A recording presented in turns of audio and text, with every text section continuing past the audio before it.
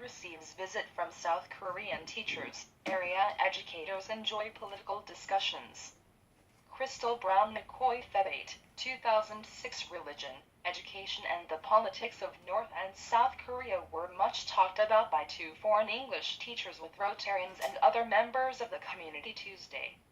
Cheonhee Jeff and Cheonhee Rim Joseph teach English to students in South Korea, and have spent the last few weeks in the United States with the Fulbright program. The teachers first attended a meeting in Austin to review the methods of teaching English as a second language, and have spent time in the classrooms in Weatherford ISD over the past week. Tuesday, the men were the guest speakers at the Weatherford Rotary Club. Joseph talked about reaching goals including being able to come visit America. He shared the history of South Korea, and how in the 1920s, American missionaries converted many of the people to Christianity. Be rich and share money to the poor, Joseph said. As children of God we must help. This is our responsibility. Jeff also mentioned the influence of American missionaries and the prestigious universities they built in South Korea.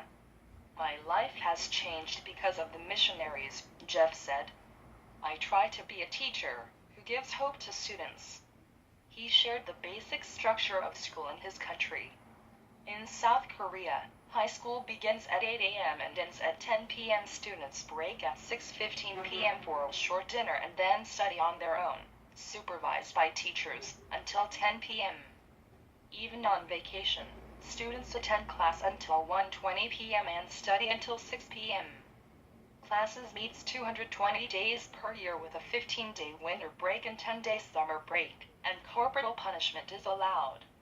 Students are required to wear uniforms, and if they wish to play sports, they do so during lunch and dinner breaks.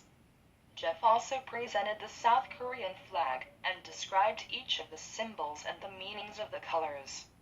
The flag consists with a red and blue yin-yang symbol in the center with 4 different black trigrams from the ancient I Ching Book of Changes in each corner of the white field. Red represents positive and blue negative in the yin-yang, and the white symbolizes peace. The 4 trigrams stand for heaven, earth, wind and fire.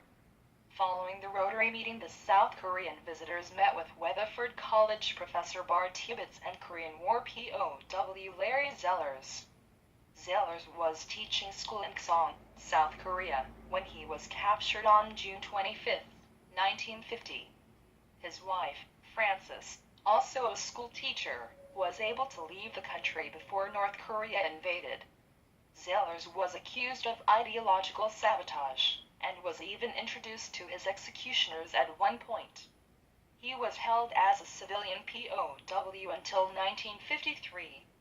Over coffee and pie, Zellers asked the Korean teachers if they believed in a chance of the North and South finding peace.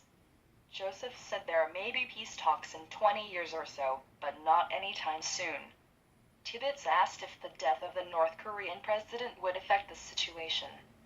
Jeff said the current president of North Korea, who was appointed by his father, has already named his son as his successor. In the old days power was given to sons, but it is hard in modern days, Jeff said. We need more cultural exchange, he continued. There is a 50-year gap between North and South Korea. They are different people. The communists don't like rich people. They think the rich robbed their wealth. They don't know about democracy or economic market. They also discuss the young people of South Korea and their lack of understanding with the situation in the North. Jeff said censorship in North Korea even keeps out the current events of their neighbors, South Korea.